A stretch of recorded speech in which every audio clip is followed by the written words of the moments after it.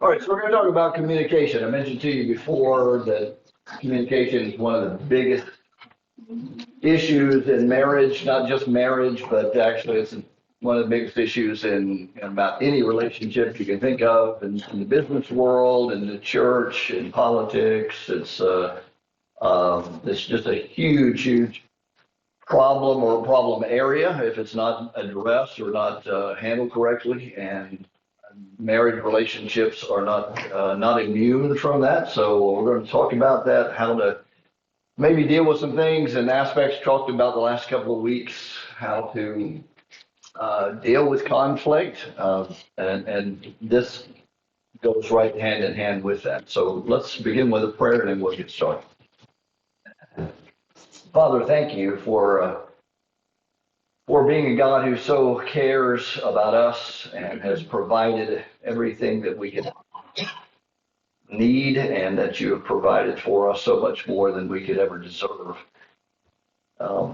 We're thankful especially for the hope of heaven that gives us a reason to plod through this life, which sometimes is quite challenging and difficult with people, with other things that come along in our way, in our path. We're just thankful that you are a God who so cares and loves and provides for us. It's joyful for us to see, like Eric and April today, and to see this new child and a new life, and the happiness that that brings to a family.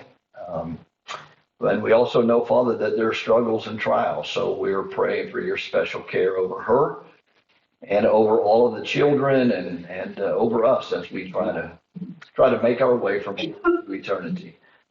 We thank you for loving us and ask you to help us as we talk about this today in Jesus' name. Amen. All right, so good communication is absolutely essential to a loving marital relationship.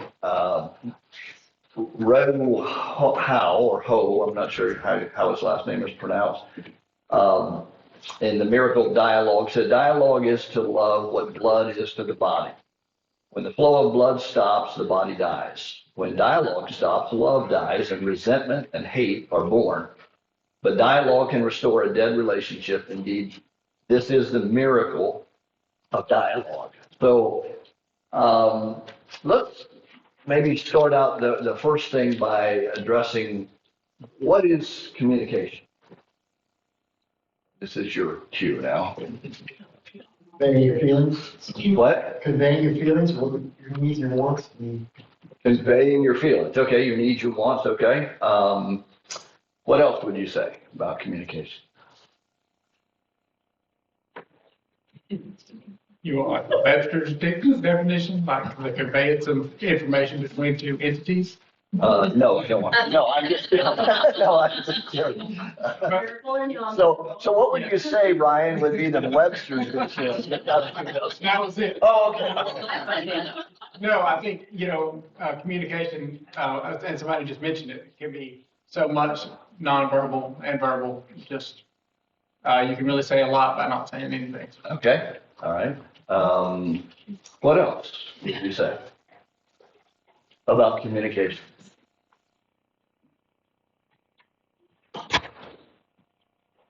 It takes effort, Okay, lots of it. okay, It takes some thinking, agreeing before you say something. okay. So it's not just about talking, not just about the words we use, but communication is, as Ryan said, the giving and the receiving of information has to go both ways. So communication is really all about accepting and understanding the other person who is either talking, singing, writing, reading, or not talking to you at the moment.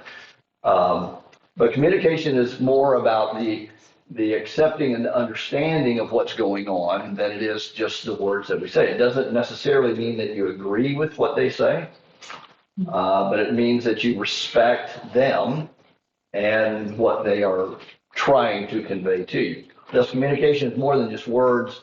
It involves listening, with a desire to, what? Huh?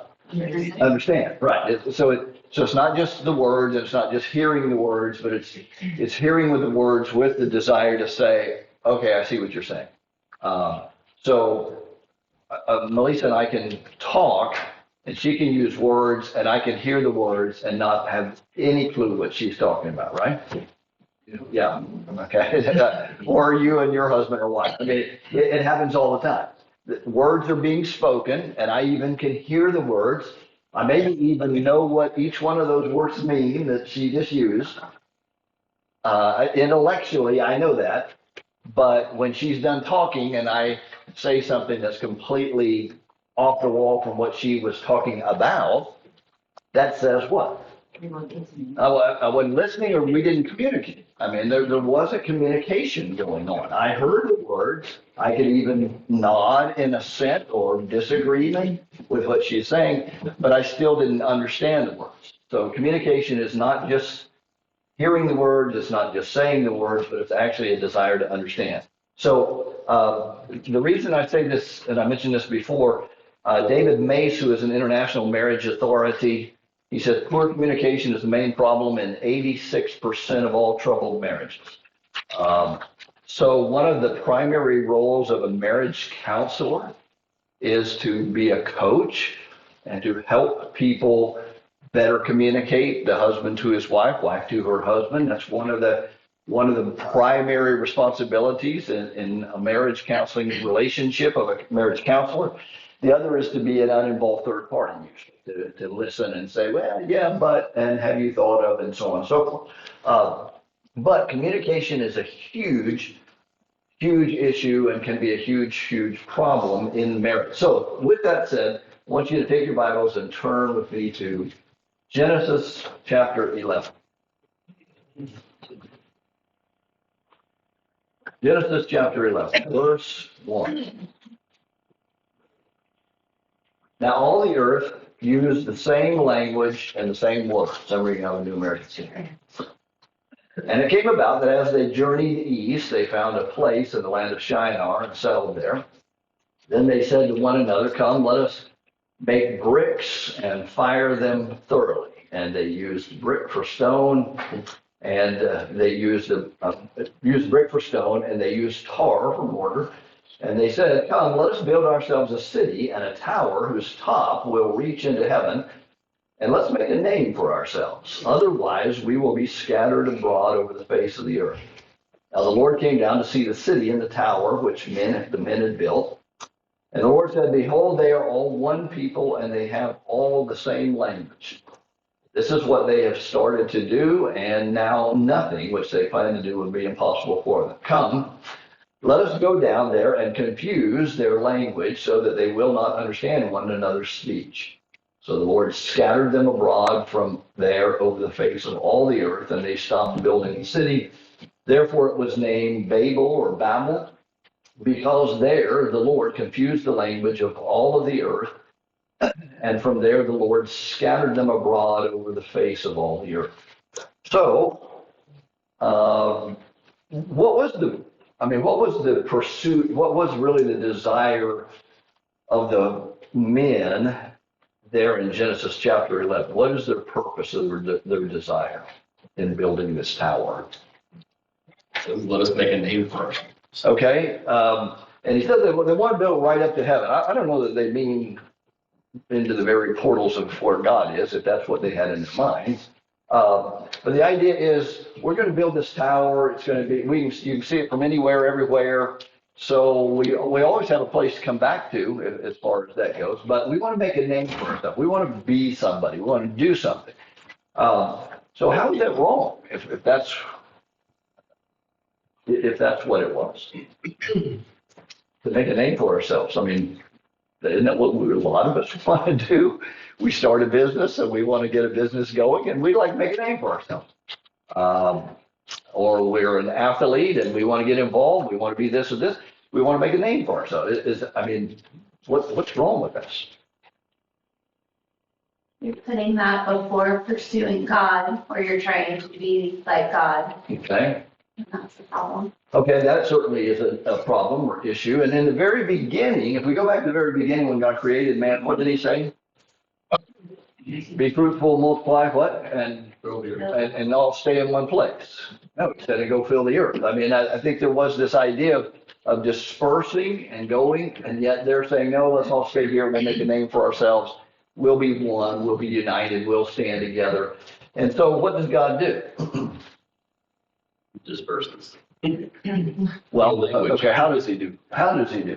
Confuses language. Yeah, I mean, he makes them begin to speak different languages, confuses the language. Okay, it's like standing at Disney World in line and you hear four other languages around you of somebody talking, and you're trying to, I mean, it doesn't make any sense to you if you don't know the language. It doesn't make any sense at all. So they start pulling off now in pockets and they go here and there and they separate one from the other. Everyone understood each other. They all dwelt together. Then when God confused the language, they couldn't, so they spread out and they began to separate. I think the same way, it's that way in a marriage relationship or in a business or church or whatever it is that we're talking about. But the confusion of language is not necessarily that we're speaking, we can all be speaking English, if that's the language that we understand, and yet still not understand. The example I used before, Lisa can say words, I can understand every single word that she used and still not understand what she's saying. How is that? Why is that? How were we so confused, Joe? Context is part of it, Okay, absolutely. and sometimes, I know in my case, in my mind, that's somewhere else. I Okay, catch part of the conversation, even though I heard it all. okay, So we have to start over sometimes, so I know where I'm really at. okay. All right, so sometimes it is distraction. Yeah, that we're distracted, we're in another place. It came at the wrong moment because you were already thinking, uh-oh, do I need to this, that, or the other? And then Lynn says, Joe, and you catch it, you kind of sort of hear the words, but you're still thinking, I can't remember if I locked that when I left or whatever it is that's on your mind. And that's how we get distracted. What else is there? They're not direct enough. There. We're not direct enough, beat around the bush, you don't tell them exactly what you mean. Okay, so, and that's one of the tendencies, we'll look at it actually in a minute. One of the differences between men and women. Men tend to be blunt and tactless, right? Much of the women, I thought would really shake their head and amen or something. Okay, but men tend to be more that way, forthright, this. That's just how men are wired. We tend to think in those ways, tend to operate in that function. A woman tends to express her feelings, and guys say, I don't even have feelings. Men are afraid of feelings a lot of times. Certainly don't want to admit to having them. But that creates confusion and not hearing. What else? Hillary? Sometimes the receiver has preconceived, ideas and notions about whatever it is the person's already talking about. So they've already got their mind made up regardless of what that is. Okay, yeah. Or, I mean, that certainly is one of the ways is that I've already got my mind made up on this, or, I know where you're going. I know why you're saying this. I mean, it might also be that idea that, oh, okay, here this comes again. And it may not be that at all, but that's where I've gone in my mind. So I'm not going to listen. I'm not going to really receive that information. And that happens as well. What else can you think? Yeah, Drew? I was thinking about one of the things you talked about, maybe in a previous marriage class, but just the idea that women are like spaghetti and men are like waffles. Like, right, everything is connected, and men kind of tend to box things out. And we were having a conversation about this. How does this connect? Or where's the crossover? Where's the? That's exactly right. Yeah, Megan tells you that. Now, remember, Drew, on your way home today, you need to do thus and so, and then that makes her think. And now I realize that involves one of the children, and so be sure to do this. And do we have this in the? I can't remember if we have that in the freezer at home tonight. All of that's connected. It all makes perfect sense to me. And Drew's, he's starting to misfire now. He's not receiving, and so that happens as well. You think of something else? I thought it was something. No, okay. Yes. Yes, oh, there we go, I there. mean, sometimes we're just apathetic, like what is important to me may not be as important to Matt, and so he doesn't think that we even have a whole conversation about it. Okay, does anybody care about that comment? But you're right, that's exactly how we sometimes react or we feel in that situation. It is just it's not, why are you making this a big deal or whatever it might be? this is not a thing for me, I don't need to know this or whatever the case might be. And sometimes we're just simply unclear. Okay? I mean, we are just simply unclear in what we're saying. In 1 Corinthians chapter 14, verses 8 and 9. 1 Corinthians chapter 14. If a trumpet makes an uncertain sound, who will prepare for battle? So likewise you, and who utter the words, utter by the tongue words that are easy to understand, how will it be known what is spoken? For you'll just be speaking into the air. Have you ever spoken into the air before? Yeah. Any of you have children? You know, so, I mean, you say something and it's just like, that just flies right on by. If you don't make it clear, if it's not clear, and you hear a trumpet sound and you're wondering, is that the trumpet sound to get up? Is that the trumpet sound to go to bed? Is that the trumpet sound to get ready for war? What is this? What was that? I didn't hear it very well, or it wasn't played very well, whatever the case. If a trumpet makes an uncertain sound, who's going to prepare for battle? I didn't know that was the battle call. I didn't know this. I was supposed to respond in this way. So, for instance, he wants to go to a movie. The husband wants to go to a movie this week or weekend. So he says, there's some good movies showing this weekend. And he's kind of bothered by the fact that she doesn't respond with a, okay, let's go. You got those things reversed, dude. It depends. It depends. So he feels like maybe he's been rejected, and she didn't even know he wanted to go to a movie. She thought maybe he was just giving information. Hey, there's some good movies. So it was merely an observation. She comes home from work. Okay, she comes home from work. She tells her husband she has had a terrible day at work. Everyone has dumped on her today. So he thinks, what, guys? That's for dinner.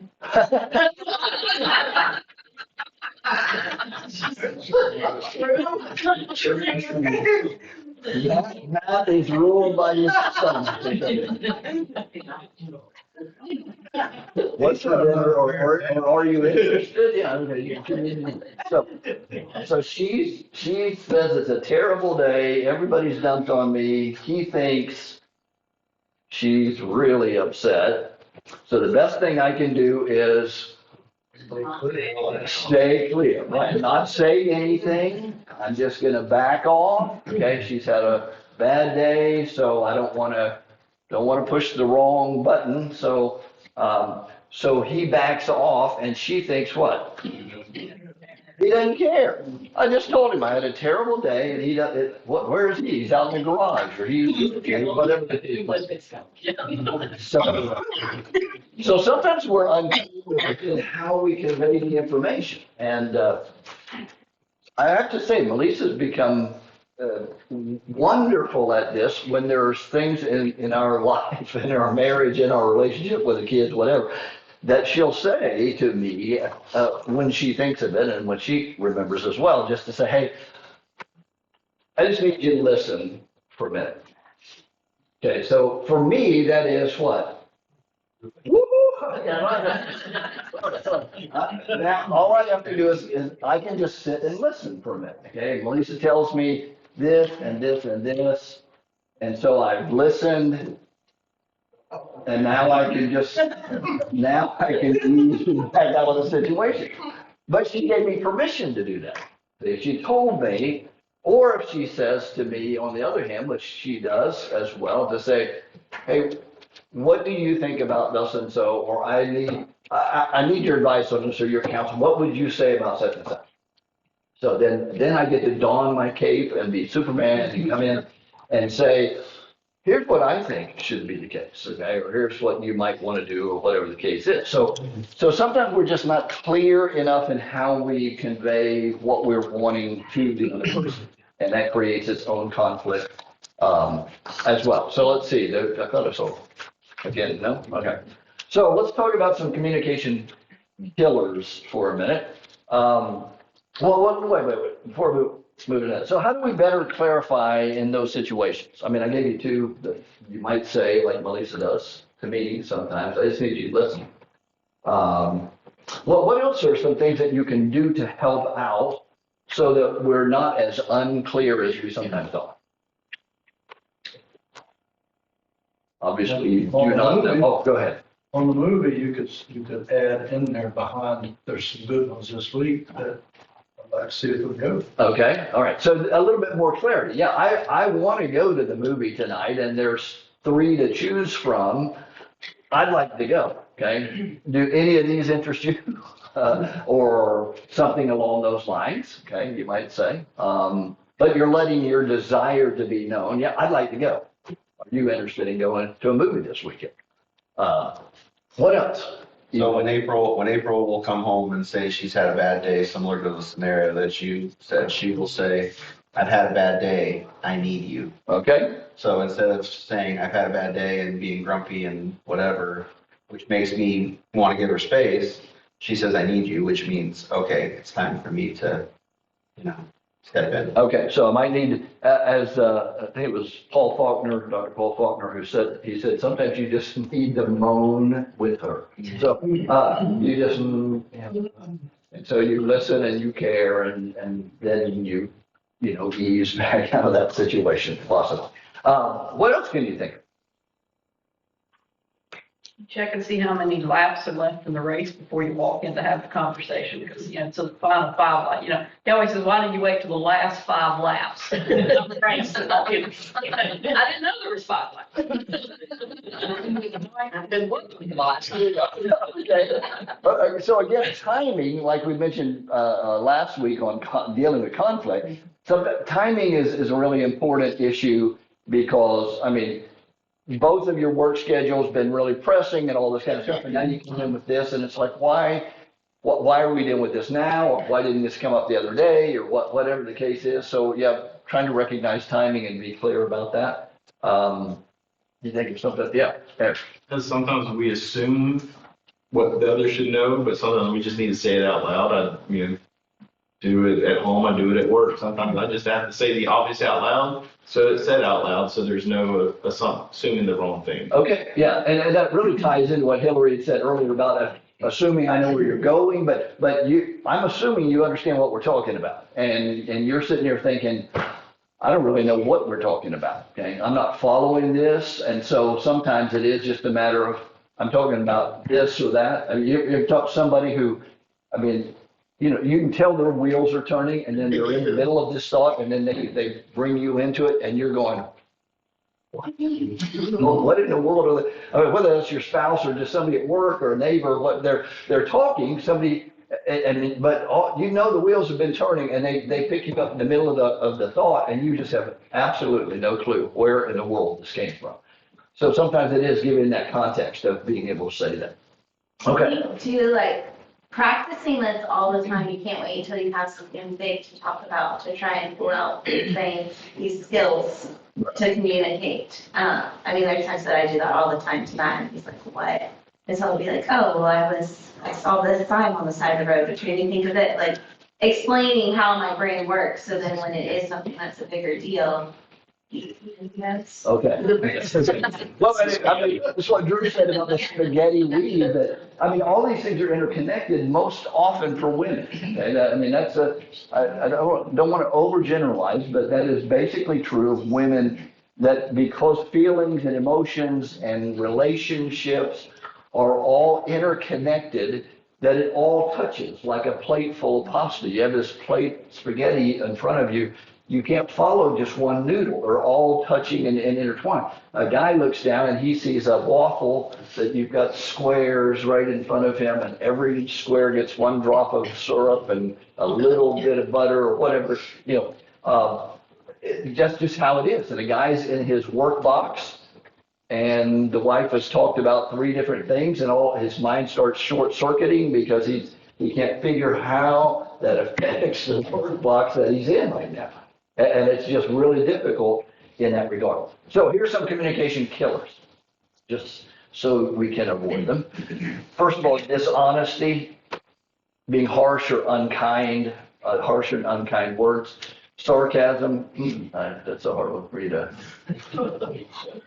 I see it right here in my notes. It's in Melissa's handwriting. No, it's not. It could be. Intimidation, just walling off and not listening at all. Alcohol, drugs, distractions like television, hobbies, whatever. Fault finding, belittling, blaming, quarreling, this constant, all those things. All of those things really kill communication because you see, I don't, if we talk about like quarreling and arguing that goes on maybe all the time, I don't want to bring something up because what? It's going to go off the rails and here we go again. Okay. Everything's been going fine today. So I don't want to bring this up. If that's what the tenor of the household is, then communication is going to be killed as a result of that. If communication is killed, if I've divulged something and you've shared it with somebody else, then I don't want to share anything else with you. Why should I share something with you? I'm fearful you might tell your friend, your neighbor, or whoever it is. What other thing can you think of that might do that might rob or kill communication? I think for me, it's not understanding men in general. Okay. I grew up with 4 sisters, no brothers. Started dating him when I was 15 years old. Only been married to him for 45 years. And so I don't understand men in general. But here's the thing. I'm very close to a sister. So I can say something or attempt to say something to him. You said something a while ago about, let's discuss this. Maybe, what do you think, sweetheart? Okay? The problem is once you do that and put it in this court, King Poopy Head has now spoken, and boom, that's the only answer there is from now on. So if I don't want to do it your way, then I'm not going to mention it at all. Okay. Whereas I can go to her and go, well, if we do this, this is what's going to happen. But we could do it this way, and this is what's going to happen. Or you could say this, and I'll do that, and that's what's going to happen. But with him, it's like, this is my idea, boom, slam, case closed. And I'm like, so I choose just not to discuss it. So are men like that? I don't know. No, I'm not like that. It's just this one. I'm okay. I mean, if Melissa asks me what, I'll just put it on me, so I'll pull you out of this. I mean, so if Melissa asks me, what do you think about thus and so? I mean, I'm going to tell her exactly what I think and why I think it. And why do I think this way? Because in my mind, this is the right answer. Okay, I mean, and so. But now is she required to do it your way? No, she's not. Okay, that's No. So, I mean, you have to be able to, but communication is able to say, what do you think? And then say, okay, well, I can't see that that's going to work for me in this regard because of and whatever. And then, you can have a discussion. In his defense, though, like when you speak up and you say something, but then whatever you say gets like shy remarks back, like, and like, why did you ask me? well, all I was gonna say. I'm sure we're talking purely.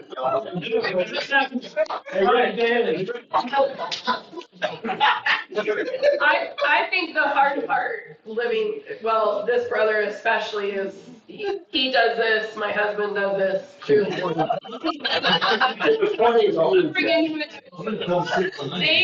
just don't want, like, it's not so much that it's your idea and it's the best idea. But they don't want to keep discussing it. The men are just like, okay, we discussed it, that was enough, we're done. Right. Whereas some of us, I'm not speaking for all the women, but for many of us, And those of us with sisters especially, it might be something we want to discuss a little bit more. And so they do sometimes, my husband, my brother, I'm only giving this one to me, but like, that's it. Okay, you know, like we've discussed, here's the answer, here's what you asked for from me. And that is true. Sometimes Rick has to say, why'd you even ask me if I'm giving you an answer? It's called word count. So that's word count. We say word count. Yeah. Okay, all right. I think Brian came up with that one. Yes, okay. Grab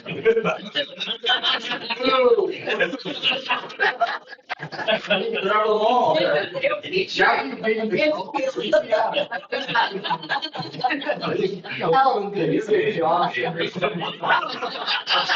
He might not apply.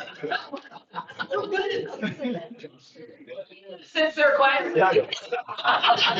Actually, Josh just said, what's going on?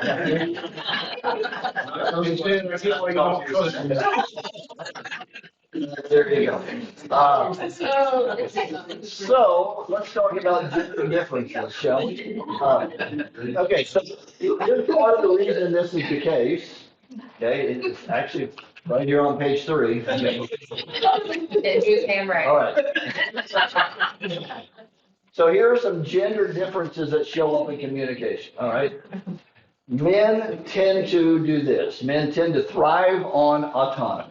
Okay, men tend to be autonomous. They want to be, now they say that men are like rubber bands and that they want to go off, but they're going to come back and they're going to be with the wife again, but they want their space. They go off, but the rubber band, they come back. That's just how men tend to be, but they thrive on autonomy. Men, as a rule, regarding communication, tend to clam up.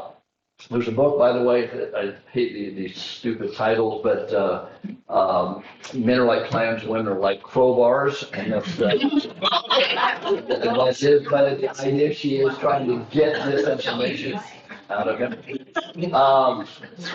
Okay, men prefer to just forget about a problem rather than facing it and solving it, i.e., like you're talking about in the discussion type of way. Men tend to hold back when expressing feelings. In fact, they fear intimacy as a rule. Men do fear intimacy and opening up, even with this person they've pledged their love and devotion to.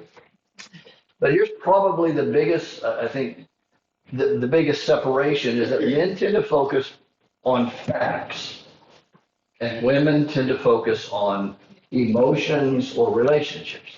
So it makes it very difficult for a man who tends to be this fact, this fact, this fact, that in his waffle, as he looks down at this box, this box, this box, for him to communicate with his wife that everything's touching all together and all these emotions or relationships. Now, I'm speaking in general terms. Men prefer to quickly get to the bottom line and settle a matter, right? They don't want it to go on and on. And so that's how men tend to communicate. Now, I'm not saying these are right. I'm saying this is what they tend to do. Women, on the other hand, now, on each of these, women tend to thrive on relationships and communication. That's not all women, but women tend to thrive on relationships and communication. Women tend to open up and be willing to open up. Women tend to prefer to talk out a problem to try to settle a problem. Women express their feelings and as a rule tend to put their heart on the line. That's why they're emotionally hurt when they feel their husband treats them this way or that way. They feel emotionally hurt. Women tend to focus on feelings and emotions, and women prefer to fully discuss a matter before coming to a conclusion. Now, these are generalities, okay? So if men tend to thrive on autonomy and women tend to thrive on relationships and community and communication, obviously we're going to have a challenge. I mean, that's what we're talking about, is challenges. If men tend to clam up and women tend to open up, now in communication, we're going to have a challenge. How do we deal with this? If women prefer to talk out a problem and men prefer to forget about a problem, you're going to have trouble. If men fear intimacy and women express and desire intimacy and feelings, we're going to have challenges. Men tend to focus on facts, women tend to focus on emotions, you're going to have a challenge. So it's going to be a difficulty. But here's really what we're talking about in this class is because you've made a commitment to marry this person. And because you have a commitment to God, who tells you how to treat one another, it says, I need to work at doing this the very best I can. And I need to try to be more what she needs or be more what he needs so that we can communicate. Again, it's not that at the end of the communication, it doesn't mean I agree with everything you've said. What it means is I listen to you and I understand why you said that. I may come away and completely say, but I still don't feel it. I mean, we need to be able to agree to disagree on things and to be able to walk away from certain matters. So those tendencies are what we have the challenges with. And those are hardwired tendencies that I think God put in men and in women. That's just how it is as a rule. That's not everybody, but it is most everybody that has some of these tendencies. So what do you think about, what else can you think of regarding communication tendencies among men and women? Or how to address them? So I feel like maybe one of the biggest challenges for me is not that like I always like live in the facts and the figures. Like it's that I feel like I am right. Like it's like my facts and figures are right, even though sometimes my waffle isn't like a neat little square. It's kind of wonky. Yeah. And so I don't know, maybe for me that's like the biggest challenge is like when I think I'm dealing in facts, I'm just dealing with my perception of the facts as opposed to maybe reality. Okay, yeah, I think that's a big key in that, I mean, because we tend to, and men as a rule tend to think, this is a fact because this is how I feel, or this is what I think, or this is the conclusion I've come to, so this is a fact. And it may just be, this is my feeling, but I don't want to call it a feeling. This is my thought. It is just, no, this is the right way. And Megan's doing it wrong because I know this is right. And that's a hard thing for us to deal with sometimes. What else? Can you think? My husband and I wrote a book earlier in our marriage, I can't remember how many years ago, called How to Improve Your Marriage Without Talking About It. And it's serious. But like the basic idea is that women fear harm and isolation and men fear shame. Mm-hmm. And basically those are triggered by any kind of conversation. Like, I mean, I can pick it out in any movie that he says something that like triggers her fear and isolation, and then she shames him just by saying, well, you're not doing it right. Whatever, and that like totally breaks down the entire conversation. Right. And it spirals out of control, which happens in my marriage all the time. Well, yeah, we talked last week about, the last 2 weeks, we talked about the love and respect cycle that Emerson Eggerichs talks about, and that is if the man doesn't feel respected, he's not going to feel like he can love his wife, and if she doesn't feel loved, she's not going to show him respect, and it really does dovetail with that very same thing. And so then the communication, not just the whole relationship begins to erode now because of that lack that's there. So here's a couple of things, okay? Let me just give you a couple of other verses. In case you need to find some helpful advice, just read the book of Proverbs, okay? There's a lot of Proverbs about what to say, what not to say. So Proverbs 18 and verse 21, is death and life are in the power of the tongue. I mean, I've emphasized that in this class several times, that you can say something because of the intimacy level that you have with your spouse. You know things about your spouse. You know that you could say certain things that would be crushing to your spouse. You should know things that would be enlightening and life-giving and nurturing, that death and life are in the power of the tongue. Chapter 21 of the book of Proverbs and verse 23, whoever guards his mouth and his tongue keeps his soul from troubles. Okay? So, of course, a lot of men would say, yep, that's what I do. I just don't say anything. But that doesn't work either. So that's not, but it's the idea of how we do it. But our words have the power to lift up and they have the power to destroy. They have the power to build bonds of love. They have the power to tear down decades of trust. By what the very words that we say. So I would say one of the things we can do, you and I need to do, all of us need to do, is look for ways to be actively complimentary of our spouse, which helps to create an environment that is better for communication. Somebody once said, I can live 5 days on a good compliment. And I liked his thoughts in that. Look for ways to express gratitude. Thanks for dinner. That was great. Or I really appreciate you giving your time to the kids, or giving the kids a bath tonight. Whatever it is, it just can be small things of appreciation that are stated throughout the day, throughout the week. The third thing to do is actively listen to each other, to listen completely. Proverbs chapter 18 and at verse 13, he who answers a matter before he hears it, it is folly and shame to him. So to listen completely. I am challenged by that when it was kind of talked a little bit already, but when Melissa starts to tell me something, and I feel like, okay, I know where she's going, I know where this is going, because we had this conversation 2 weeks ago, whatever the case is, it's a challenge for me. He who answers a matter before he hears it, it's shame and folly. So I need to listen, we need to listen completely. Another thing to do is actually listen when the person is speaking. Because what do we normally do when the other person is speaking? Yeah, we're formulating what our response is, I okay? realize you married a professional mind reader. But we tend to do that very thing.